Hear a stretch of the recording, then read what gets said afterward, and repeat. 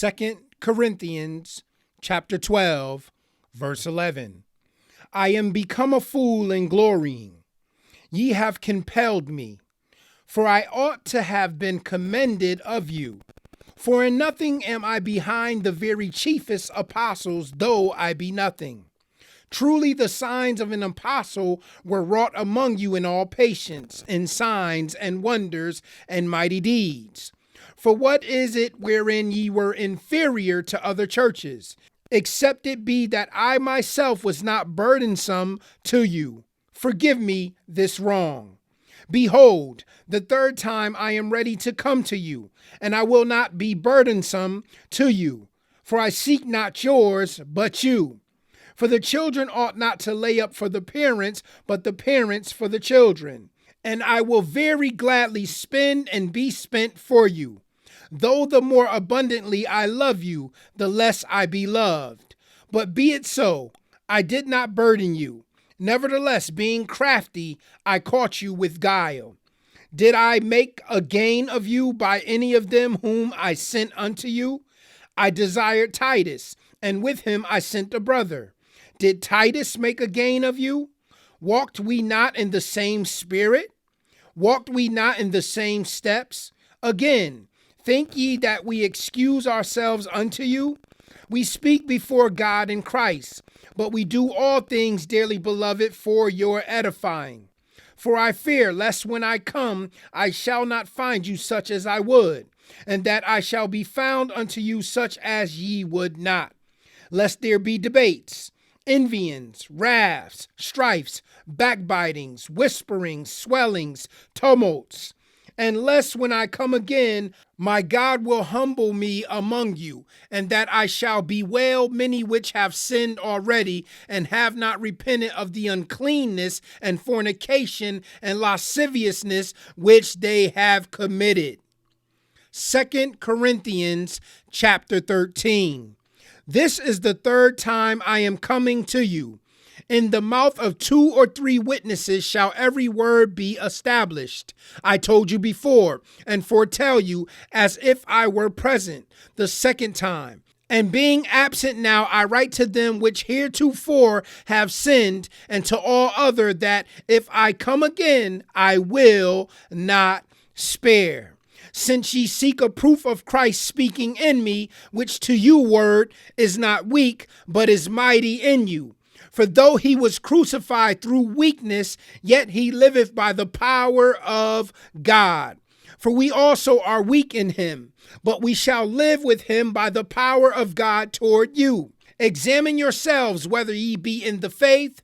Prove your own selves. Know ye not your own selves, how that Jesus Christ is in you, except ye be reprobates. But I trust that ye shall know that we are not reprobates. Now I pray to God that ye do no evil, not that we should appear approved, but that ye should do that which is honest, though we be as reprobates. For we can do nothing against the truth, but for the truth. For we are glad when we are weak, and ye are strong, and this also we wish, even your perfection. Therefore I write these things being absent, lest being present I should use sharpness, according to the power which the Lord hath given me to edification and not to destruction. Finally, brethren, farewell. Be perfect. Be of good comfort, be of one mind, live in peace, and the God of love and peace shall be with you. Greet one another with a holy kiss. All the saints salute you. The grace of the Lord Jesus Christ and the love of God and the communion of the Holy Ghost be with you all. Amen. Galatians chapter 1. Paul, an apostle, not of men, neither by man, but by Jesus Christ and God the Father, who raised him from the dead, and all the brethren which are with me unto the churches of Galatia.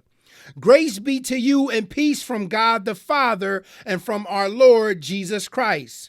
who gave himself for our sins that he might deliver us from this present evil world, according to the will of God and our Father, to whom be glory forever and ever. Amen. I marvel that ye are so soon removed from him that called you into the grace of Christ unto another gospel, which is not another, but there be some that trouble you and would pervert the gospel of Christ. But though we or an angel from heaven preach any other gospel unto you than that which we have preached unto you, let him be accursed. As we said before, so say I now again, if any man preach any other gospel unto you than that ye have received, let him be accursed.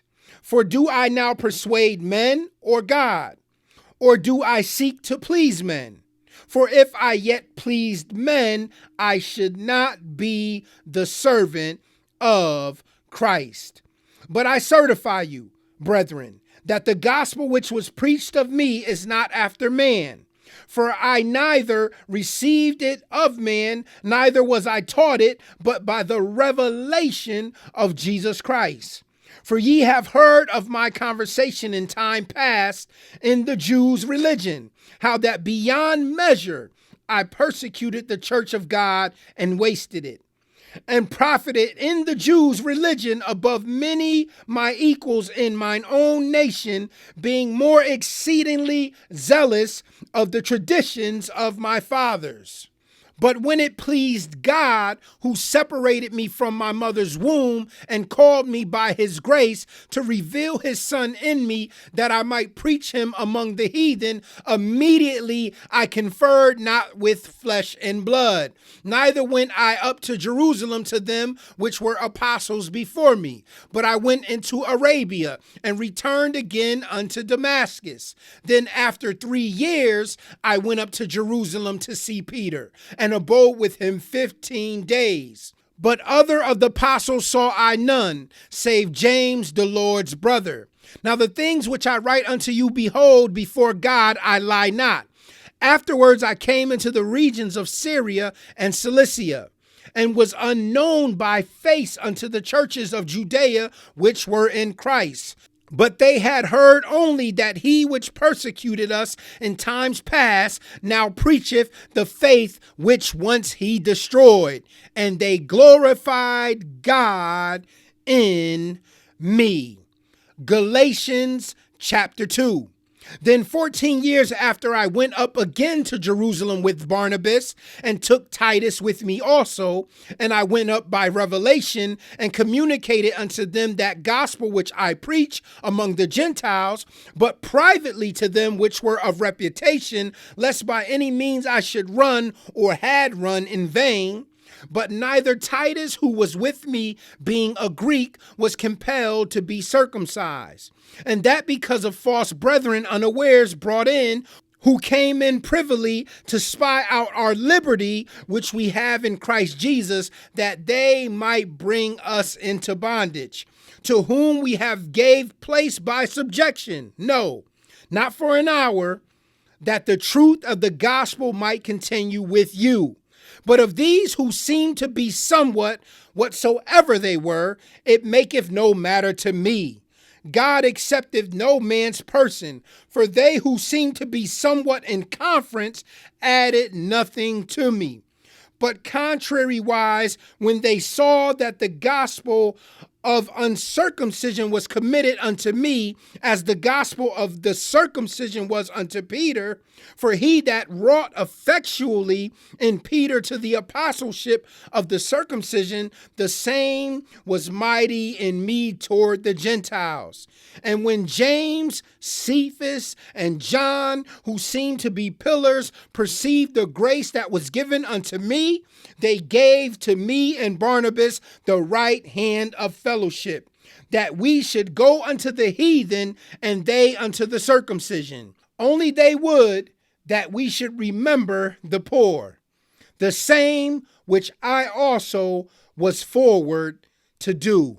And we know that the beautiful word of the Lord is all ready, blessed. Until we meet again tomorrow, guys, I love you. Shalom.